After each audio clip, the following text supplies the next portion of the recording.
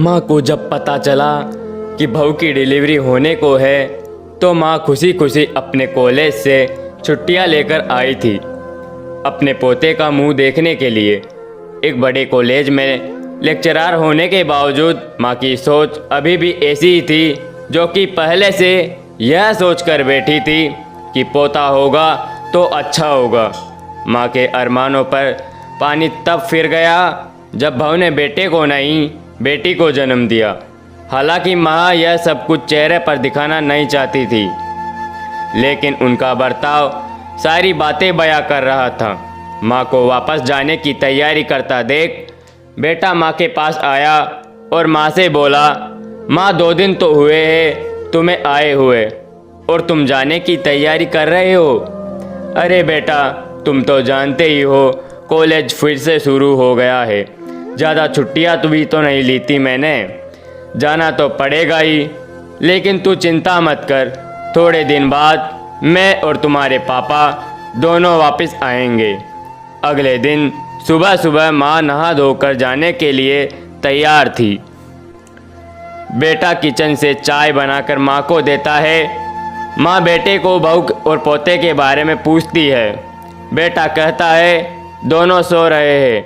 माँ बेटे से कहती है, खुशी की बात है बेटा, तेरे यहाँ लक्ष्मी ने जन्म लिया है, लेकिन मेरी मानो तो अब तुम और बहू मिलकर एक और बच्चे की प्लानिंग कर लो ताकि तेरी फैमिली पूरी हो जाए।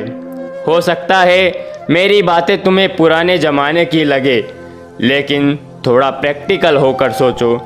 बेटा अच्छे से जानता था कि माँ जो कह रही थी और जो कहना चाहती थी, यह बातें दोनों ही बहुत अलग थी।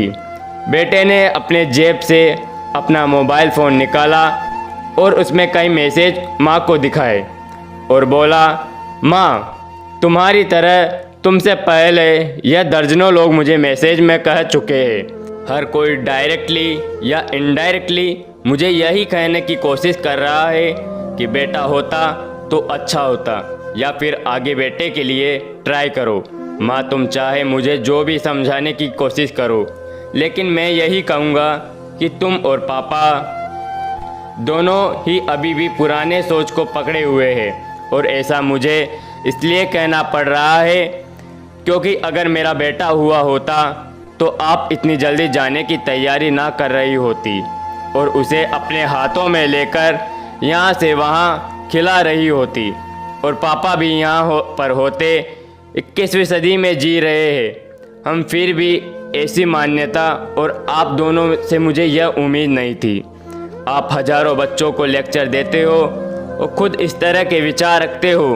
बेटा अपनी माँ से बहुत प्यार करता था, वह बिल्कुल उनका अपमान करना नहीं चाहता था, लेकिन गलत विचारों का समर्थन करना भी उसे ठीक नहीं लगा। यह सारी बातें बहू ने भी सुन ली थी। बेटे ने उसके पास जाकर उसका उतरा हुआ चेहरा देखकर उसे समझाते हुए कहा, नेहा तुम्हें माँ की बातों से बिल्कुल भी परेशान होने की ज़रूरत नहीं है। मुझे कोई फ़र्क नहीं पड़ता कि मुझे बेटा हुआ है या बेटी। मेरे लिए यह बड़ी बात है कि मेरी बेटी स्वस्थ है और खुश है।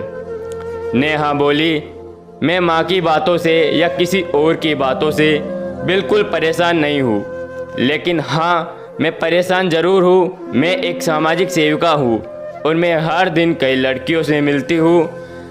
आश्चर्य की बात है कि मुझे आज तक एक भी लड़की ऐसी नहीं मिली जो कहती हो कि लड़की होने की वजह से उसे अलग तरीके से ट्रीट ना किया गया हो या कुछ सहना ना पड़ा हो। मैं खुद एक औरत हूँ और इस बात का अनुभव मैंने किया है। और अब जब हमारे घर में भी एक लड़की ने जन्म लिया है तो मैं परेशान हूँ। पति अपनी पत्नी को समझाते हुए कहता है, कल्पना चावला, रानी Lakshmibai, Pratibha Patil, mother Teresa, Kiran Bedi, list इतनी लंबी है कि कभी ख़त्म ना हो। क्या इन सब ने यह फेस नहीं किया होगा? ज़रूर किया होगा, लेकिन उन्होंने दुनिया को जो साबित करके दिखाया है और जिस मुकाम पर वे पहुंची है, वही हर लड़की को हौसला देने के लिए काफ़ी है। और इन सब में जो सबसे पहला नाम आएगा जो हमारी बेटी को हौसला देगा वह नेहा यानी तुम हमारी बेटी की हिम्मत और ताकत बनोगी। दोस्तों, सिर्फ महिला दिवस मनाने से लड़का लड़कियों में समानता नहीं आएगी। यह समानता तब आएगी जब हम अपने विचारों को जड़ों से बदल पाएंगे। तो दोस्तों, कैसी लगी आपको यह कहानी? आप हमें कमेंट सेक्शन में ज़रूर बताना और मिलते हैं ऐसी ही अनोखी मज़ेदार कहानी के साथ।